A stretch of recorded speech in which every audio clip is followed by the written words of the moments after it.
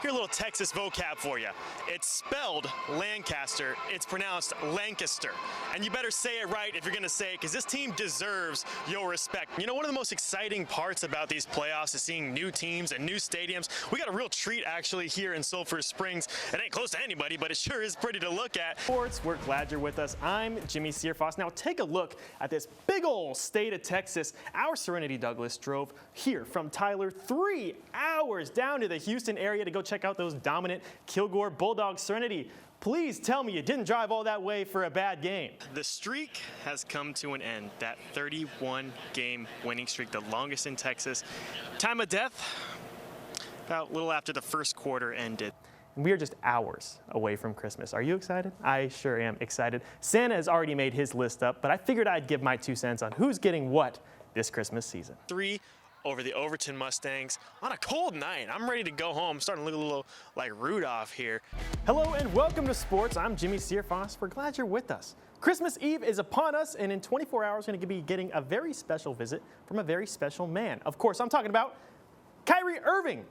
Hello and welcome to sports. I'm Jimmie Searfoss. We're glad you're with us. Yesterday was a special day for 20 kids right here in East Texas. The hometown hero they watch every Sunday wasn't just in front of them, he was giving them a Christmas they'd never forget.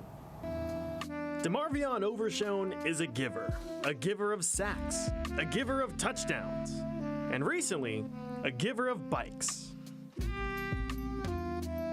One thing about me, I want to inspire, whether that's on or off the field, and give back, whether that's on or off the field. And coming home, especially doing it at home, just giving back whatever I can to help a family or to make a child smile. You know, that's what I'm all about. 20 East Texas kids received bikes and more from the big man that comes around when the weather cools down. And we ain't talking about Santa. I was surprised, like, him just showing up like out of nowhere, like out of the blue. A lot of quarterbacks say the same thing. I've always wanted this bike because when I was like about 9, I had a red bike, but when I got older, I grew out of it. And the bikes are no accident. Overshown chose these specific gifts for a reason. You know, when I was a kid, bikes was one way of competing, and I'm all about competing, and anytime you can get the kids outside the houses and do some type of competing and fitness, that's where you build the character. And even the adults got a little something for themselves too. And I got a selfie, so that was even cooler. It'll be on Instagram later. So happy, my heart's just so full. We love the Dallas Cowboys, so we're just so excited. For the kids, meeting their idol was everything. And they may not know it, but that love goes directly into healing that knee. When I say that love and that support is felt everywhere, it makes me want to go out there and do good. It makes me want to go out there and work harder. I truly believe that. All 50 of these United States play high school football, but none of them have a tougher road to the state championship than Texas. Here in the great state, all schools playing 11-man football go through a 6-round gauntlet of a playoff. No other state has a tournament this large. Even high school football hotbeds like California and Florida don't have brackets deeper than 5 games. This is because they divide their states into regions, and teams play for championships within those sections.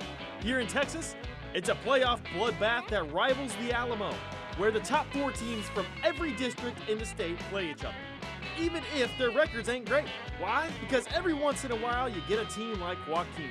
These 2A Joaquin Rams barely snuck into the 4th playoff spot in their district with a 6-4 record. Since then, they've been one of the hottest teams under the Texas Stars, and they've played their way all the way to the state semifinals. Need another reason to have a state tournament over a half a regular season long? Well, because everything's bigger in Texas. Deep in the piney woods lies a small town of 1,400 people. Not even enough to fill the stadium of their local high school football team. But half a century ago, that school became state champions. 50 years ago, well, it was just a magical time. It just came together for us. I still have my newspaper front page of the Grapeland Messenger on the wall at the house, and it's it was just a great time. Dead center on that paper is Howard Brown, holding the only state championship trophy the Sandies have ever won. Well, we're just all country boys. How many towns get to, this size get to boast that they had a state championship football team? 50 years later, he's now watching a new generation of country boys come together to add another trophy to the collection. We actually only have one guy on the team that wasn't here since junior high. We're finally juniors and seniors. We're finally healthy, and our guys have taken pride of getting better every week, and it's paying off now in the playoffs. And as the athletes have grown up, so has their record. Back-to-back 2-8 seasons have turned into a memorable 9-3 season, but that all stemmed from a different change. We did have some culture stuff, some culture building last year that really developed, but our guys never stopped believing. Even last year, we knew we were a good football team. And now, the entire town of Grapeland is starting to believe too. Well, that's the pride in the town, and it would be a great thing, for them to pull that off. Jimmie Searfoss, CBS 19.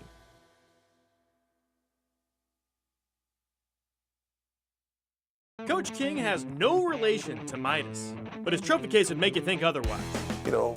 Complacency's not going to walk in these halls. It's just a storied program, and there's a lot of pride and a lot of traditions in this football program, and it's our job to uphold it. Every single one of those gold balls has sat in front of a winning Lobo squad. And for over 50 years, Longview players have had to work for a different symbol of victory before they won any of them. That started back in the early 70s when Coach Humphreys and Coach Cox, they brought in the boot camp that they did. And to get the approval and to get out of boot camp, you had to have thumbs up with all the drills. So there's always thumbs up for the Lobos, meaning good job and it's acceptable. While gold footballs are a dime a dozen here, there are only a select few teams that get immortalized for all to see. Those are postseason pictures that we take on Champions Day. The big ones on the wall in here are for teams that have made it through 4 rounds of the playoffs or more. There hasn't been an addition to the wall since 2022, and today's Lobos are hungry to change that. But they got to get through the same team that bounced them last year first, the Lancaster Tigers. We've gone head-to-head since 2020. It's either been a district game or a playoff game, and it's been some tight ball games. I don't expect anything different this Friday. The Lobos aren't focused on revenge. They're focused on getting that thumb raise. People want to talk about revenge. We hadn't talked about it. Not come out of a coach's mouth or a kid's mouth. We know that the 2024 Lancaster Tigers are a good football team. Anybody in this coaching staff and in this field house will tell you, we're going to do what it takes as a group to win. Jimmie Searfoss, CBS 19.